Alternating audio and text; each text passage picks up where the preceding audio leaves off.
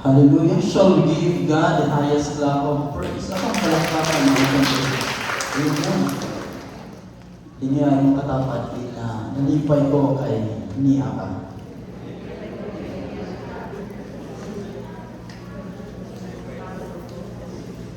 Praise the Lord. Nagkanta karon for the formation of everyone. This month we are celebrating the Kamakot Man. And so we're having our preaching series, Jesus as our Savior, Sanctifier, Healer, and Coming King. And today, we'll begin with the theme, Jesus as our Savior, the redemptive plan of God. Jesus as our Savior, the redemptive plan of God. And the preaching we'll hear today is unique. It is my first time na buhaton kini.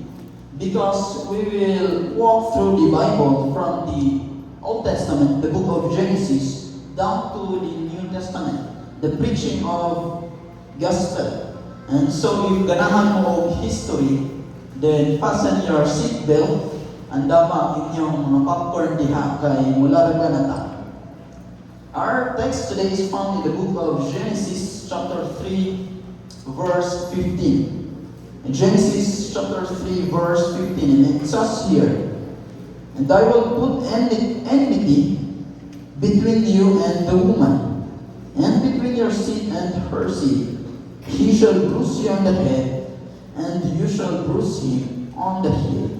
May the good Lord bless the reading of His word. When I left Ebenezer after several years of study, I had a chance nga makabisita sa ako ang Panimalay for 3 months. And here's what I have observed. I believe it is so common to us sa atong Panimalay nga ang ato ang mga mama magsige og iyaw-iyaw tungod sa kadungol sa ulo sa ilang mga anak.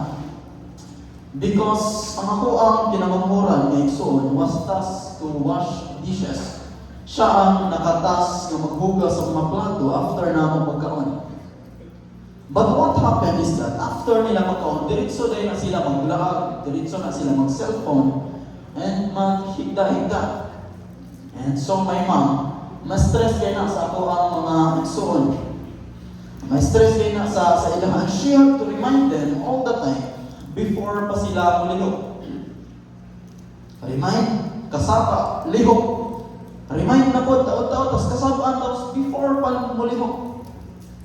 And the cycle between my mom and my siblings keeps going on and on. Kasapaan, lihok, for almost every day. This is the cycle we have in our home. And I believe, dili lamang kini sa mo ang Panimalay. Because I'm confident enough that it's also happening even sa inyong balay. And this reality is not just limited in our time today. Because I'm just painting a picture in your mind of how the Israelites repeatedly fell into a cycle of sin and disobedience before God. I'm just painting a picture in your mind of how the Israelites repeatedly fell into a cycle of sin and disobedience before God. That they will disobey God. And then silutan sila sa Ginoo. Tas balik na po sila diyan sa Ginoo. Then later on, magpakasala na usab sila, and then silutan na usab sila sa Ginoo, and then mubalik na usab sila sa Ginoo. And the cycle between Israelites and God keeps going on and on and on. Because from the very beginning, humanity was caught in a cycle of sin and disobedience. Because when Adam and Eve disobeyed God, that's where sin gained an access kanatong mga tao that make us deserving of God's wrath and punishment. Ang bayad sa sala, kamatayon. And the sinful nature of these fathers were passed down not only in their generation, niadtong panahon na, but eventually even through many generations, and even up to this day, and it is evident bisan sa ato ang kinabuhi. No wonder When we look at the Old Testament scripture, atong makita that Israelites are repeatedly falling into a cycle of receiving God's grace and then facing His judgment. God would deliver them, but after some time, they would fall back into sin. Luwason sila sa Ginoo, and then paglabay sa panahon, magpakasala na usab sila tubangan diha sa Ginoo. And sin is evident sa kinabuhi ni Cain o ni Abel. Where Cain killed Abel. The history of humanity. And not only that, we could also see the story of Noah. Padayon ang pagpakasala sa mga tao, and their evil thoughts, their corruptions, their violence, may abot na diha atubangan sa Ginoo that makes these people worthy of God's destruction. Grabe ang pagpakasala sa mga tao. And so para limpyuhan ang tibuok kalibutan, God provided Noah. God raised Noah para magbuhat og arka. But despite of their wickedness, God was so concerned to His people by reminding them to go back to Him. He had been so gracious that He had to remind them all the time. And yet people keeps on sinning before God. Padayon sa pagpakasala ang mga tao, dili nila ginapaminaw ang warning sa Dios nga kaniya. And so when the greatest flood recorded in the history, the greatest flood ever recorded in the history came, only the family of Noah ang naluwas. Only the family of Noah naguhit. And so Noah and his family, ang they added number. Gipanalanginan sila sa Dios. But then again and again, wickedness is so real in the lives of these people, sa mga descendants ni Noah. And may abot ng sa panahon na gusto na nilang maghari sa kalibutan. And so they built a tower diha sa Babel. Nga musangko sa langit. If you are attending Sunday school, katong bata pa mo, the Tower of Babel. This is the story of Tower of Babel. Gusto silang magtukod o tower na musangko sa langit so that makita sila sa tibuok kalibutan. They want to make name para sa ilahang kaugalingon. And the people will see their power. And sa dihang nakita sa Dios ang maot nga motibo ni ining mga tawanan, the pride in their hearts, God confused them with language. So gilibog-libog sila sa Dios. Gipang-ilistan ang mga language nga naka-register sa ilahang huna-huna. Maybe ang uban sa ilahan ay himong Subano, Takabalo, ang uban sa ilahan ay himong Chabacano, Tagalog, Bisayan. So they cannot understand each other. Dili nila masabtan ang usa-usa. The reason why nga nabungkag gihapon sila tungod sa ilang pride, and they scattered into many places. They want to make name sa ilang kaugalingon. But when God saw their wicked heart, gilibog-libog sila sa Dios, at nabunggag sila, they scattered into many places, o dito sila mindaghan. Dito sila nagpakadagan. And so from Noah to Abraham, you are familiar with Abraham, right? Where God promised to multiply his children, he'll become the father of nations. And so from Abraham to Isaac, hangtod ka Jacob.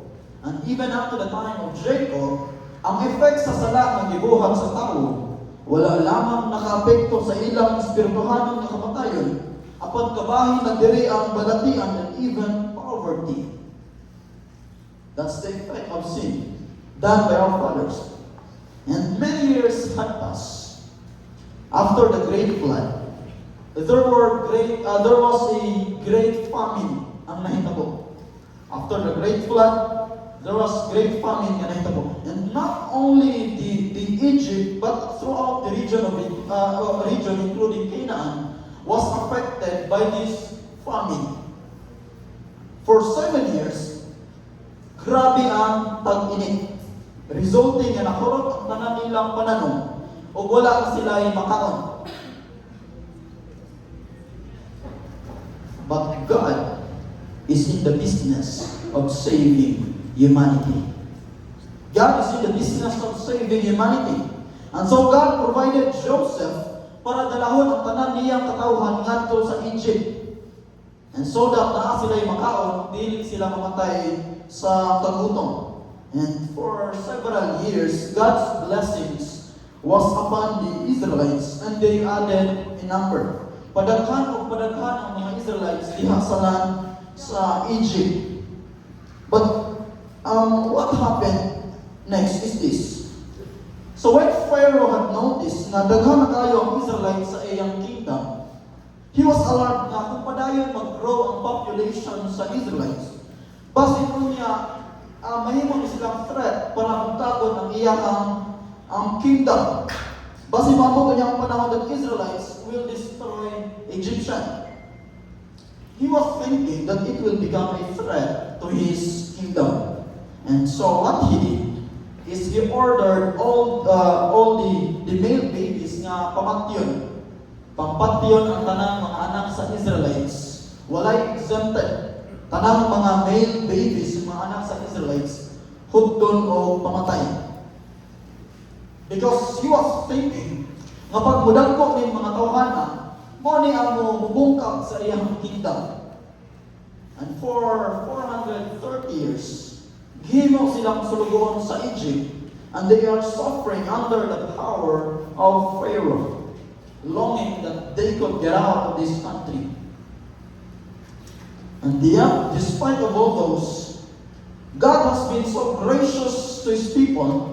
And when God hears the cry of His children, He provided Moses. Ganina, He provided Joseph. And this time, He provided Moses. He provided Moses to lead them out of Egypt. And not only that, because God promised them a land nga budan siya sa panalangin, wherein they could enjoy God's blessings. And that is the promised land in Canaan. For 430 years, they were suffering in the hands of Pharaoh, but God was so gracious to them, and so He delivered them out of Egypt. And so from Egypt, naglakbay sila padulong sa promised land na ihatag kanila sa Diyos. Now, on their way padulong sa promised land, God provided a pillar of cloud, so that ana sila pasilungan sa kainit sa panahon. Because pinagi sila sa disyerto. When you look at the book of Exodus chapter 13, God provided a pillar of cloud so that dili sila mamatay sa kainit. And on the night, God provided a fire so that dili pud sila mamatay sa katugnaw. And not only that, because God has never failed to provide them mana. Sa diyang nagreklamo sila na wala na sila'y makaon. God has been so gracious to them. God has been providing all their needs. And added to that, ang Diyos naghatag kanila og balaod. God provided a law for them to observe, so that ang matagpo sa kanila o ilahang relasyon diha sa Ginoo will be reconciled o mapaduol sila diha sa Dios. And they are to abide the law given to us and to them by God. And that is another form of provision from God para luwason ang iyang mga kanakan. That's covenant relationship. Because ang mga tao nagpakasala, and the relationship between God and people was broken. But God is so generous and He wants His people back to Him. And so He provided law, and they are bound to obey on it. But the reality is that no person in this world can fully obey the law. Because whether we like it or not, even at our best, there will be a point of time na makasala ta atubangan diha sa Ginoo. And so, walay ni isa kanila ang nakatuman sa balaod sa Dios. Padayon gihapon ang pagpakasala niining mga tawanan. In fact, on their way padulong sa promised land, wala pa sila nakatento sa pamahay sa Dios, because nagbuhat sila og Dios para ilahang simbahan. On their way to promised land, they made a golden calf for them to worship. And so when God saw this, nasugok pa kayo ang Ginoo. And so for 40 years, they were wandering diha kamatuma sa wilderness. Dito na namamatay ang tanan nilang mga katigulangan.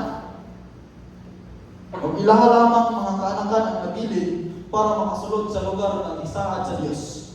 Because they did not obey the law. Nagbuhat sila ng Diyos, gisilutan na usab sila sa Ginoo. And for 40 years, diha sila na-stuck sa wilderness. O nahurot o kamatay ang ilang mga katigulangan o ang nabilin ang katulamang ilang mga kaanakan para masulod sa promised land. But God has been so gracious to them. He has been so gracious to His people, providing all their needs. And yet, ang pagkamakasasala sa tao is so evident sa ilang kinabuhi.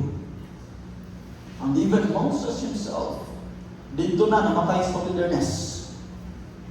Wala niya natiluan ng land ng isaad sa Diyos nganha kanila. And so when Moses died, God provided Aaron. Okay? Aaron, the high priest, para ubanan ang new generation, katong mga nangabilin yung mga Israelites. God provided Aaron para ubanan ang new generation sa mga Israelites, padulong sa land na gisaad kanila sa Diyos.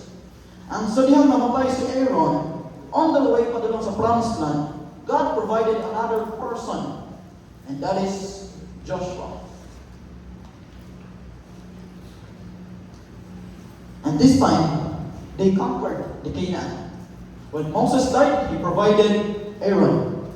Namatay si Aaron, he provided another person, and that is Joshua.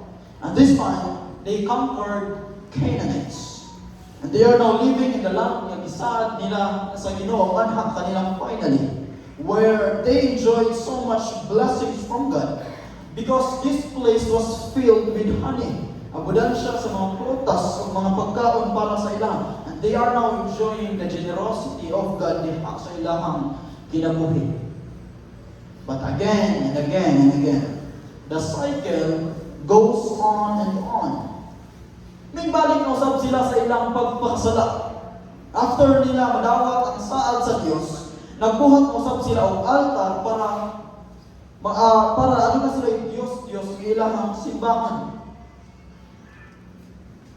But God is still generous even up to this time. And so this time, God provided judges. God provided judges para tabangan sila nga maluwas ang iyang mga katawhan. But even judges themselves failed before God.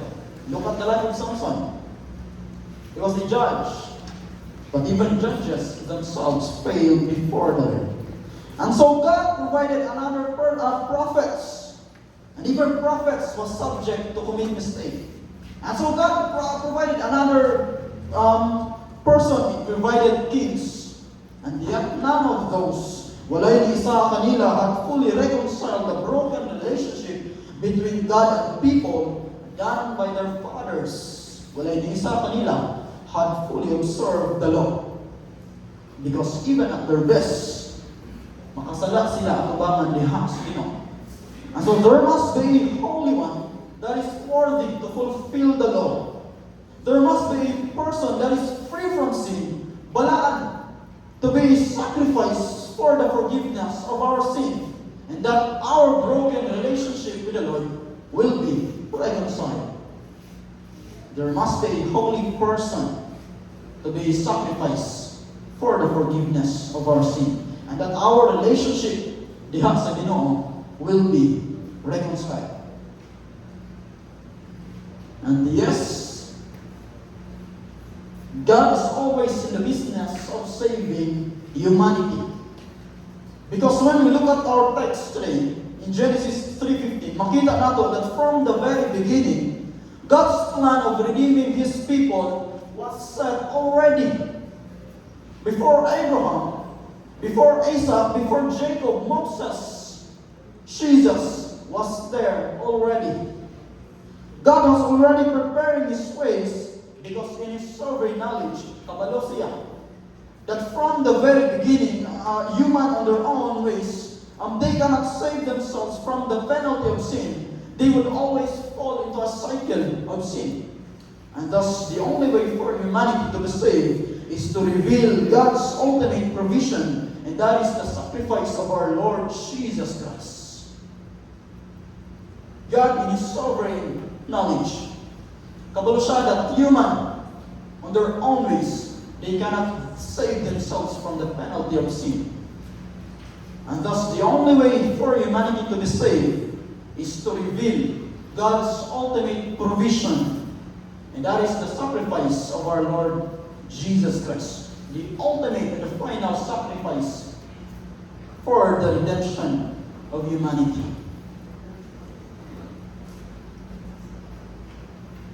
For 400 years, silent years, from the Old Testament down to the New Testament. By the way, if you look at the Bible, the Scripture, ang last book sa Old Testament is Malachi. Tama? Tama. Before ang New Testament, there was 400 years of silence. No revelation from God, no prophets before the New Testament. But God broke this silence.